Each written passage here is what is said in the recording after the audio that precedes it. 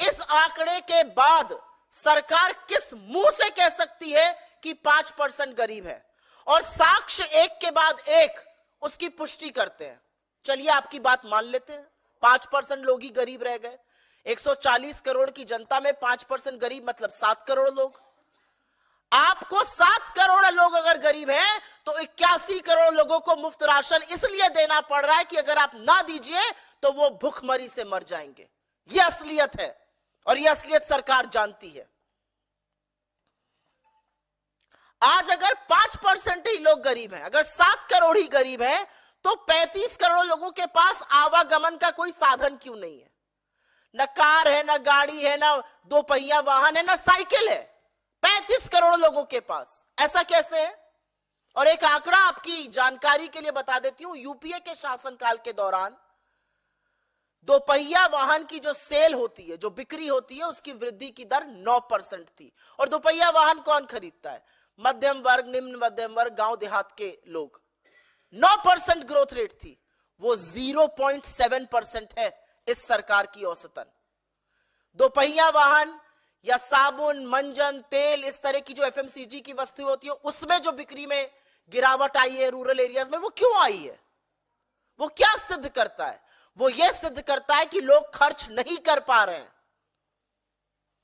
चलिए 7 करोड़ गरीब हैं, 45 करोड़ लोग ऐसे हैं जिनके पास टीवी नहीं है। क्यों नहीं है भाई टीवी? ये सरकार के आंकड़े, ये हमारा कोई आंकड़ा नहीं है। 7 करोड़ अगर गरीब है तो कैंसिल कर दीजिए सबके राशन कार्ड, लेकिन आप ऐसा करने की हैसियत और हिम्मत नहीं है, क्योंकि गरीबी इस देश में बढ़ी है, गुर्बत इस देश में बढ़ी है। लोग लाचार होकर आज आत्महत्या कर रहे हैं, क्योंकि कमर तोड़ महंगाई, बेरोजगारी और आर्थिक असमानता ने जीवन दूभर कर दिया है। हमारे सरकार से कुछ सवाल है और वो सवाल जरूरी है। इस तरह के भ्रामक सर्वे लाकर आप इस देश की क्रेडिबिलिटी पर, डेटा की साख पर देश की आर्थिक क्रेडिबिलिटी को ध्वस्त क्यों कर रहे हैं? और जब भी कोई सरकार आंकड़ों के साथ खिलवाड़ करती है, आंकड़ों की हेराफेरी, आंकड़ों की जालसाजी करती है, उसका पूरा पूरा प्रमाण आपको निवेश जो गिर जाता है उसमें दिखता है। आज प्राइवेट सेक्टर भी इन्वेस्ट नहीं कर रहा है और एफडीआई भी लगातार निरंतर 3 साल से गिर रही है। 16 साल के सबसे निचले स्तर पर आकर एफडीआई खड़ी है, क्योंकि लोगों को अब आपके आंकड़ों पर यकीन नहीं है। हिंदुस्तान की एक क्रेडिबिलिटी थी, एक साख थी कि हम कुछ भी करते हैं, हम अपने आंकड़ों से खिलवाड़ नहीं करते हैं। आप क्यों लगातार इस देश की अर्थव्यवस्था, इस देश के आर्थिक आंकड़ों के साथ जालसाजी कर कर इस देश के आंकड़ों की प्रणाली के साथ खिलवाड़ कर रहे हैं, उनके साथ गलत कर रहे हैं? हमारा एक सवाल और है, सरकार अगर 5% गरीबी की बात करती है तो सरकार 46 रुपए प्रति रोज के लोगों के लिए क्या कर रही है?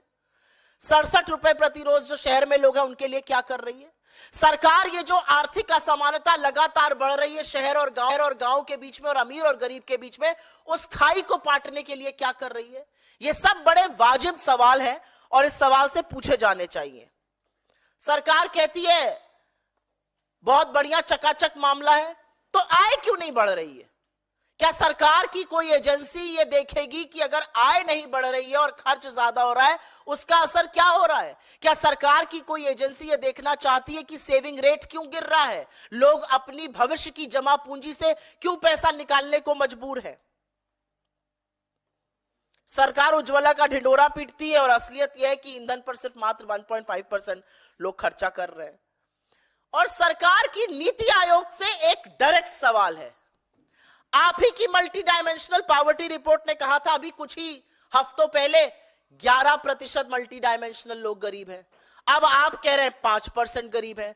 जुलाई 2023 में आपने कहा था कि गांव में 20% के लोग गरीब हैं। तो 20% लोग गरीब हैं, 11% लोग गरीब है या 5% लोग गरीब है? क्योंकि यह रिपोर्ट नीति आयोग की 3 रिपोर्टों पर यह आंकड़े आधारित है।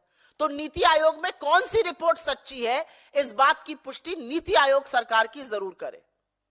और असलियत यह है, अगर विश्लेषकों की माने तो यह सब इसलिए किया जा रहा है क्योंकि जो महंगाई की लगातार बढ़ती हुई दर है, सीपीआई जो कंज्यूमर प्राइस इंडेक्स है, जो रिटेल इन्फ्लेशन जिसको कहते हैं, जो लगातार 6% से या तो बाहर है या 6% के करीब है, जो 4% होना चाहिए था उसकी सीमा रेखा से लगातार बाहर है, उसमें फेरबदल करने की कोशिशें की जा रही हैं कि किसी तरह से उसको भी जालसाजी करके नीचे लाया जा सके और फिर टीवी पर बददिमाग प्रवक्ता और मुंह बोले मंत्री पीठ ठोक ठोक कर कहे हम तो महंगाई की दर को नीचे ले आए। और अंत में मैं सिर्फ इतना कहूंगी कि सरकार ने और पीआईबी की प्रेस विज्ञप्ति ये मानती है कि advisory committee national account statistics ने उनके जीडीपी के बेस ईयर को 2017-18 में बदलने का सुझाव क्यों ठुकराया, क्यों वो आंकड़ा छिपाया गया, क्यों वो आंकड़ा नहीं आया, ये बात सरकार बताए। हमारे हिसाब से इस मंच से हमारी एक ही मांग है कि आंकड़ों के साथ जालसाजी और खिलवाड़ बंद कर दीजिए। अपने नैरेटिव के लिए इस देश की आंकड़ों की साख पर प्रहार मत कीजिए। आप ही का आंकड़ा अगर मान ले तो 46 रुपए प्रतिदिन पर 5% इस देश की आबादी गुजर बसर करने को मजबूर है। उसी में खाना, उसी में पढ़ाई, उसी में दवाई, उसी में कपड़ा, उसी में रोटी करने को मजबूर है। उनके बारे में यह सरकार क्या कर रही है? और मैंने कुछ लोगों का नाम लेके यहां पर साक्ष्य दिए थे। अगर सब ठीक है तो ये जो सड़कों पर बेरोजगार घूम रहे हैं इनकी स्थिति क्यों नहीं सुधर रही है? अगर सब ठीक है तो 2 किसान हर घंटे आत्महत्या क्यों कर रहे हैं? अगर सब ठीक है तो 2022 में 7,000 से ज्यादा लोगों ने अपनी जान क्यों ली आर्थिक तंगी? जिस गरीबी की हम बात कर रहे हैं उसकी पुष्टि सरकार का ही एक आंकड़ा करता है। हम सब बड़े हुए, हम सब लोग मिडिल क्लास के लोग हैं। घर पर यह सिखाया गया कि अगर 100 रुपए कमाओ तो 20-30 रुपए तो बचा ही लो।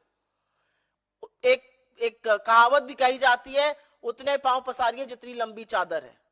यही कहा जाता है हर बच्चे को। मुझे लगता है आप में से बैठे हुए लोगों को यही सिखा के बड़ा किया जाता है कि अगर 100 रुपए पास में है तो 20-30 रुपए बचाने की कोशिश करो। और सेविंग हमारा कल्चर है, इसलिए भारत का जो घरेलू सेविंग रेट है, the house hold saving rate, वो जीडीपी का करीब करीब 11% से ऊपर होता था सिर्फ 2 साल पहले। 2 साल में वो गिरकर 5% आ गया जीडीपी के अनुपात में। तो इंसान अपनी सेविंग से कब निकालता है? आपसे मैं पूछती हूं, आप अपनी बचत के खाते में से, अपनी सेविंग में से जो आप आगे के लिए, बच्चे की पढ़ाई के लिए, घर खरीदने के लिए, कहीं बाहर जाने के लिए, शादी ब्याह के लिए बचाते हैं, वो आप कब छूते हैं? अपनी जमा पूंजी को एक एवरेज मिडिल क्लास इंसान तभी छूता है जब जीना दूभर हो जाता है।